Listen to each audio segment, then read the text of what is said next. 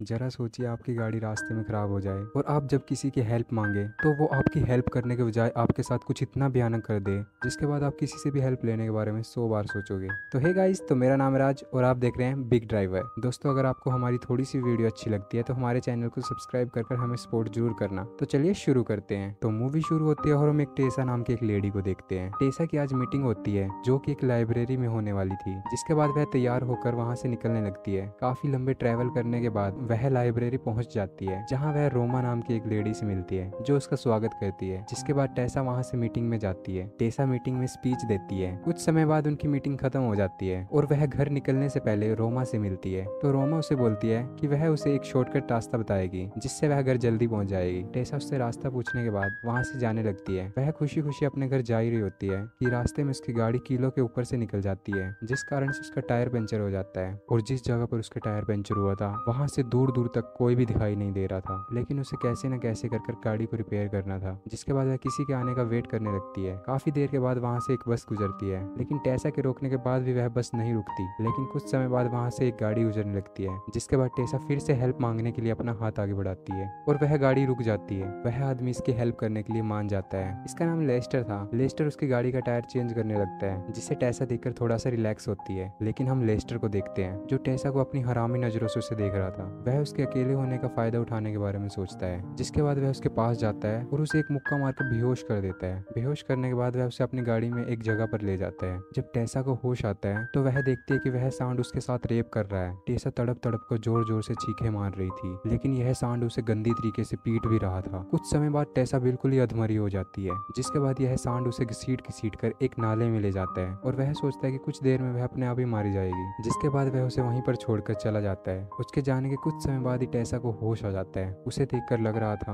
अगर उसकी जगह और कोई होती तो अभी तक मारी गई होती। उसकी हालत काफी खराब हो चुकी थी। जब वह नाले में आसपास देखती है तो वह देखती है कि उसके अलावा यहाँ पर और भी बॉडीज पड़ी हैं, यानी कि उस सांड ने उसके साथ ही नहीं बल्कि उसके जैसी सैकड़ों मासूमों के साथ बलात्कार करके मार दिया है और बाद में उन्हें यहाँ पर छोड़कर चला गया। फिर हम टेसा को देखते हैं जो वहां से निकलकर रोड पर चलने लगती है और वहां से उस घर में जाती है जहाँ उसका रेप हुआ था। वहां आकर वह अपना बैग ढूंढने लगती है, लेकिन उसके दिमाग में बार बार वह हादसा चलने लगता है, जिस कारण से वह रोने लग जाती है और उसे कुछ भी समझ नहीं आ रहा था कि वो करे तो करे क्या। फिर वो लड़खड़ाते हुए वहां से बाहर जाती है। जब वह रोड के किनारे चली रही होती है कि तभी वहां पर एक गाड़ी आने लगती है। टेसा उस हादसे के बाद किसी की हेल्प लेना नहीं चाहती थी, जिसके बाद वह गाड़ी को देखकर ही छुप जाती है। फिर कुछ देर बाद वह फिर से चलने लगती है। चलते चलते उसे एक स्टोर दिखाई देता है, जिसके बाद वह उस स्टोर के अंदर चली जाती है जहाँ वह अपना खुद का हुलिया थोड़ा ठीक करती है और फिर अपनी एक दोस्त को कॉल कर उसे पूरी सच्चाई बताती है। फिर वह टैक्सी में वहां से घर चली जाती है। घर आने के बाद वह सबसे पहले तो पिस्तौल में गोलियां डालती है, क्योंकि अगर वह सांड वहां पर दोबारा से आ गया तो वो उसे मार सके। फिर उसके बाद वह नहाने के लिए चली जाती है, लेकिन नहाते समय भी वह उस हादसे के बारे में बार बार सोच रही होती है और अपने आप को गिल्ट फील कर पा रही थी। उसके शरीर पर भी काफी चोटें आई हुई थी, लेकिन वो इसका इलाज घर पर ही करती है। कुछ दिन बाद टेसा की तबीयत ठीक हो जाती है और अब वह उस सांड से बदला लेना चाहती थी। वह ये सब सोच रही होती है कि तभी उसे एक कॉल आता है जो कार मैकेनिक का था।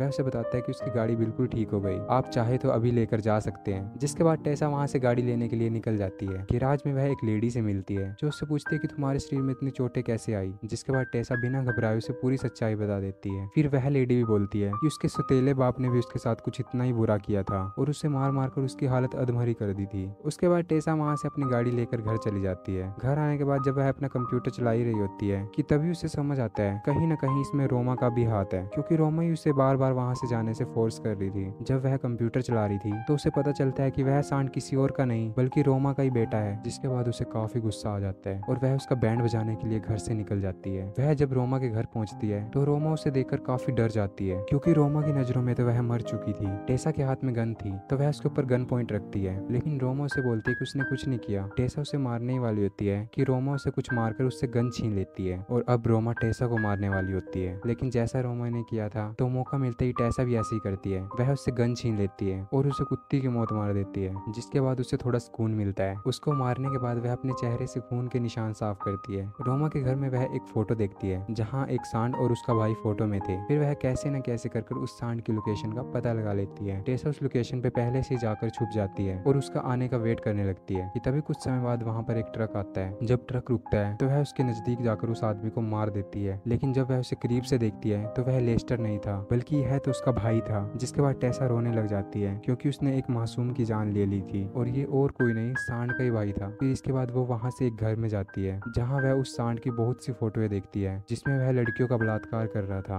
और यह फोटोएं किसी और ने नहीं उसी के भाई ने खींची थी। और टेसा अब सोचती है कि सही मारा साले को, मैं भी फालतू में उदास हो रही थी। वह वो सब फोटोएं देख ही रही होती है कि तभी उसे कुछ वेल्डिंग करने की आवाज आती है, जिसके बाद वह आवाज को फॉलो करने लगती है। आवाज को फॉलो करते करते वह उस सांड के पास आ जाती है, जिसके बाद वह गन लेकर उसके पास जाने लगती है। वो चाहती तो दूर से भी उसका भेजा उड़ा सकती थी, लेकिन वो चाहती थी कि वो उसे अपना चेहरा दिखाकर उसे मारे। वो उसके करीब जा ही रही होती है कि तभी वह सांड उसे देख लेता है। उसे जिंदा देखकर वह भी काफी शौक रह जाता है, क्योंकि उसके हिसाब से तो लगभग वह मर ही चुकी थी, बट ये अब जिंदा कैसे है। वह सांड टेसा के पास जाने लगता है, लेकिन टेसा उसके ऊपर गोली चला देती है, लेकिन यह सांड फिर भी नहीं रुकता। वह फिर से उसके पीछे जाने लगता है। टेसा एक कीले लगी हुई फट्टी को उसके सर में मारती है, जिस कारण से वह कीले उसके सर के अंदर घुस जाती है, जिसके बाद वह सांड भी उस दिन की तरह तड़पने लगता है जैसे उसने टेसा को तड़पाया था। वह वहां से भागने की कोशिश करने लगता है, लेकिन टेसा उसके पास आकर उसके प्राइवेट पार्ट पर गोली मार देती है, जिसके कुछ समय बाद ही उसकी डेथ हो जाती है और इसी के साथ टेसा का बदला पूरा हो जाता है। दोस्तों, अगर आपको हमारी वीडियो थोड़ी सी भी अच्छी लगी तो हमारे चैनल को सब्सक्राइब कर हमें सपोर्ट जरूर करें। Thanks for watching.